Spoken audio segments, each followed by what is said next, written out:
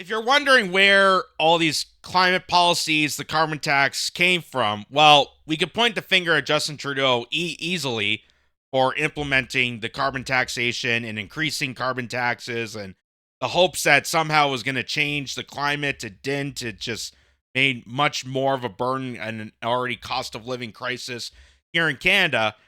But the actual agenda and the actual policies were even before Justin Trudeau. And here's just an example of this. This is from the CBC. This is back in 2015. Prime Minister Stephen Harper agrees to G7 decarbonization by 2100. Canada, Japan work behind the scenes to water down statements on climate change, CP reports. Prime Minister Stephen Harper has agreed to a G7 commitment to deep cuts in carbon emissions by 2050, with an eventual stop to use fossil fuels by the end of the century. The call for a low carbon footprint will require a transformation in our energy sectors, Harper said Monday at a news conference in Germany following the two-day G7 summit. Nobody's going to start to shut down their industries or turn the lights off, he said. We're simply going to find a way to create lower carbon emitting sources of energy. And that work is ongoing. Canada and Japan blocked attempts at a stronger statement on binding greenhouse gas reduction targets, according to the Canadian press sources who saw a working draft of the G7 committee, which was released today as the summit wrapped up. He emphasized that deep cuts in global greenhouse gas emissions are required with a decarbonization of the global economy over the course of the century, the G7 leaders said in their final communique. We commit to doing our part to achieve a low carbon global economy in the long term, including developing and deploying innovative technologies, striving for a transformation of energy sectors by 2050, and invite all countries to join us in this endeavor. German Chancellor Angela Merkel had been pushing the G7 to endorse a pledge to reach net zero carbon emissions. So, even though Justin Trudeau inevitably put in place the carbon taxes and has been Mr. Green Thumb, even though he is the complete opposite. He, has 7 motorcades and travels around so many times a year using private jets to fly to all these different places with our tax dollars and polluting more of the air. In hindsight of that, it was actually prime ministers beforehand, because they were committed to the G7 and all these other countries aligned to this global initiative done by places like the WEF and the World Bank to institute things like carbon pricing. So this all paved the way for Justin Trudeau to put on carbon taxes.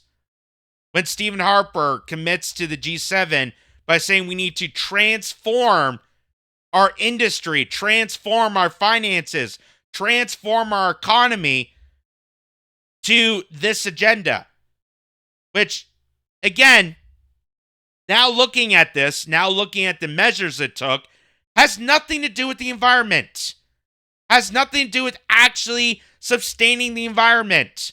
We're demonizing farmers. We're demonizing ordinary, regular citizens. We have done nothing to help reduce the footprint of pollution. And the net zero carbon initiative is actually more deadly to humans than the carbon, because carbon is what plants and trees need to live through photosynthesis. So by going to net zero, it's actually going to kill our agriculture. It's going to kill trees, and trees provide oxygen. Plants provide oxygen. So going to net zero is going to be worse for oxygen. It's going to be worse for the environment. And that's why so many people, including myself now, who consider themselves environmentalists, like I'm doing everything possible to understand nature and understand the situation, knows that this is kind of a joke now. that this is hypocrisy, that all these people, all these big players, the billionaire class that play philanthropists and pretend to be environmentalists are fooling you. That this is all a scam, this is all a charade to advance more control over people.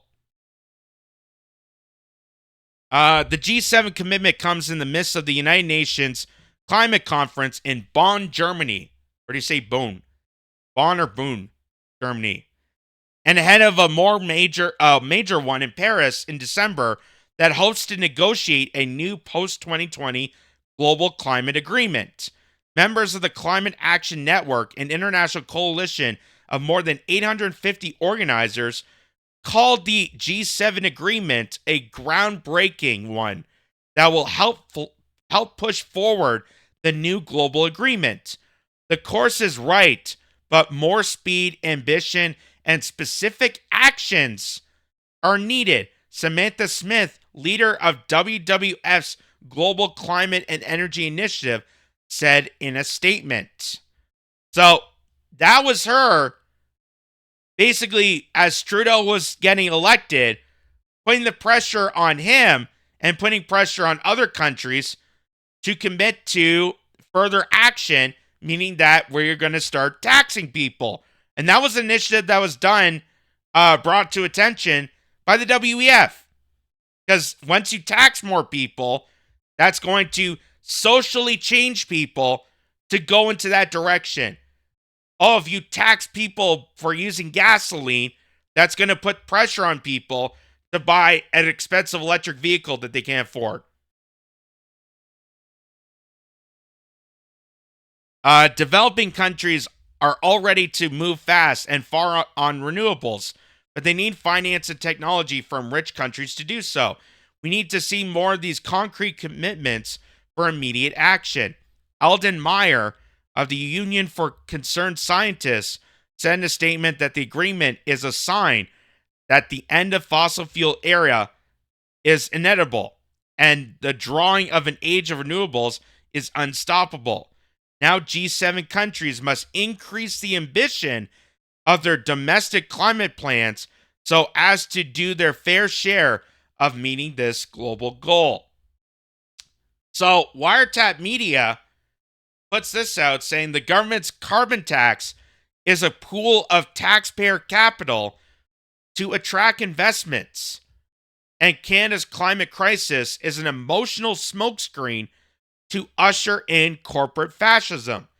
In 2016, pretend finance minister Chrystia Freeland collaborated with the World Economic Forum and the World Bank to create the Convergence Plan platform without consulting Canadians or getting Parliament approval. The Convergence Platform, or blended finances, is the amalgamation of public and philanthropic capital to increase private sector investment in sustainable development and green energy projects. And hidden behind a government paywall is a members-only ultra-elite club of investors working with the Canadian government to meet Canada's SDG targets. So it's reasonable to suspect the government's air tax is the player pool to attract those investors. But more importantly, Canadians are being marched into a fascist corporate state because now they are investors instead of shareholders in public infrastructure, which is not only undemocratic, but could also be a threat to national security. So, what he's stating here is that these policies that are now aligning with investors, international conglomerates like BlackRock, Vanguard, State Street, all these different areas that are investing in so-called green technology, is colluding with the government. And now the government, because they have this initiative, this a carbon tax, is getting a huge chunk of money to push for this. So they're getting more of incentive to push an alignment with the corporate state, which is fascism, and pulling out of you through tax dollars. And here's Chrystia Freeland at the time admitting to this. And the final thing I want to say about a price on pollution is this is about doing the right thing for the environment, for sure. But having a climate plan is also essential in 2024 to having an economic plan. It's a small C conservative policy. It gives money back. And it's part of how we're going to attract investment to our country, because we're in a race with Americans and the rest of the world. And we're fighting a competition with the US, Europe and China to attract investments. And I am pleased to announce, and this is the first time we're announcing it, that we have all come together, Canada, with support from the private sector, with support from the OECD, with support from the World Economic Forum, with support from the World Bank, to launch a brand new platform. It is called Convergence, and this is a platform that is designed to bring together public, private, and philanthropic sectors to give them more transparency about what each other are doing, to invest and to give them a simplified route of vetting projects, to invest together in emerging markets projects.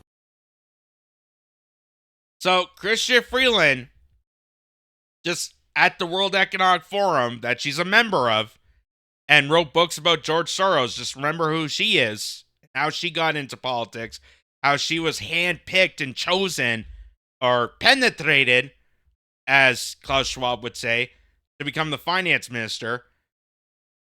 Just admitted that the platform, this convergence platform, is to allow for government, corporations, and billionaire philanthropists to all coordinate together against you.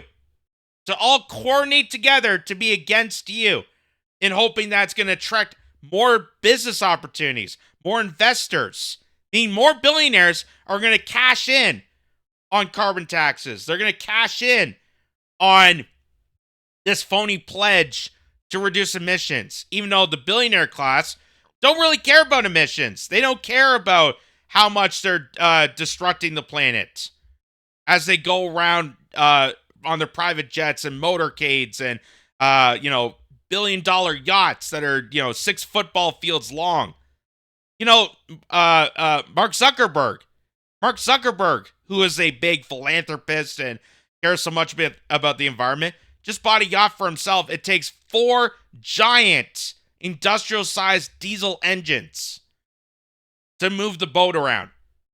A guy who cares so much about the environment just bought a massive yacht that takes 4 industrial-sized, huge diesel engines to control the boat. And while they want you to believe that it is so important, so vital to get these carbon taxes, because it's going to be a huge investment into new sustainability, and we're going to get so much pledging and support, tax dollars going towards funding green technology and all this advancement, that we know it's now false. We know that's part of the green slush fund that should be more investigated, but they're trying to cover it up. Here's what these same people, the same billionaires that gather around the round table and lecture you about the climate, this is what they're also doing. From the BBC News, Amazon forest felled to build road for climate summit. So, the same people that want you to get angry and they want you to demonize people, they want you to demonize farmers for contributing carbon emissions through crops and agriculture and livestock. The same people that want you to drive electric vehicles, that you have to live in 15-minute cities, that you have to give up your gas-powered lawnmowers. Those same people are cutting down the rainforest to build a highway for a climate summit. The same people that would scream about the Amazon rainforest are now cutting a huge, massive portion of it to build a highway for a climate summit. Now, if these people really gave a damn about the environment, if they really gave a damn about sustainability, why wouldn't they just go to a place that already has road construction? Why wouldn't they just go more into, mainland Brazil? Why don't they go into the city of Rio de Janeiro? Why are they doing a climate summit in the middle of nowhere in the rainforest that they now have to construct road work? It's counterintuitive. It's the exact opposite of what these people pledge for. But the whole purpose of carbon taxes, of these climate agenda initiatives, is not anything to do with the environment. It's nothing to do with nature. It's to make believe.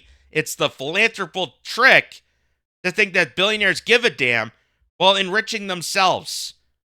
Because now they're attracting all these billionaire investors to pledge into their agenda and pay into their initiatives to do stuff like this. While they go around on their private jets to these climate summits to lecture how you need to shape up, how you need to reduce your emissions, how it's your fault. You got to pay more in carbon taxes because the weather is going to be awful.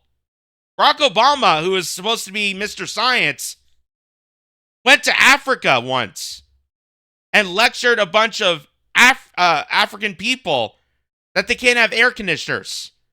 Oh, you can't have air conditioners because it's going to affect the planet. A guy who's buying 50 acres of property on Martha's Vineyard, beachfront properties in Hawaii, and travels around on private jets, is telling you you can't have AC. You can't have air conditioning. So all this is counterintuitive. All this shows what a joke this is. And that's why someone like me, that after COVID, after all the lies of Russiagate, all the lies about Trump, all the lies about this country, all the lies about organized crime, everything that I know now makes me really skeptical also about this. And I'm not, as coming from someone that has respect for the planet, respect for the environment, the whole reduce, reuse, recycle. Recycling is even a sham. People don't really know that, but all the stuff that you throw into the recycling ends up going to a landfill. Because ever since China stopped taking our recycling, they have nothing to do with it. They don't want anything to do with it anymore. So now all the recycling they thought was going to help the planet or help somehow just goes right to a landfill.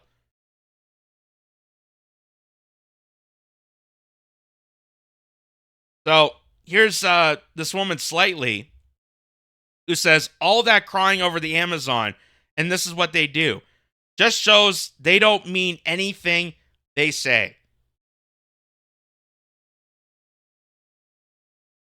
It goes to show you that the people that scream the loudest for something are the same people, the same hypocrites, the same assholes that will never actually practice what they preach. Just like how people scream the loudest about war. The people that go on TV and say, we got to go and defeat this country. We got to go in and swarm in. We got to attack. We got to do this. We got to do that. The same people, they will never go into war. They're never going to go and actually invade. They're never going to deal with combat. But they expect you to. They expect you to. Just like they're doing with environment policies right now. They're not going to change. They're not going to give up their private jets. They're not going to give up their motorcades. They're not going to change and sacrifice their lifestyle. But you have to give up your lifestyle. You can't drive around. You can't go to places. You can't go on jet. You have to pay more of your tax dollars towards this. And they're also telling you to go eat bugs. Because cows and chickens and livestock and vegetables and agriculture that's been around for centuries. And and actually helps grow the environment, helps reduce carbon, is now apparently bad. That shows you all these people are hypocrites. Anyone that any of these billionaire scumbags that lecture you about the planet, lecture you about the environment, they're all hypocritical scumbags. And it makes you question the whole initiative as a whole. That this climate change or global warming or whatever the case may be, is it really the case?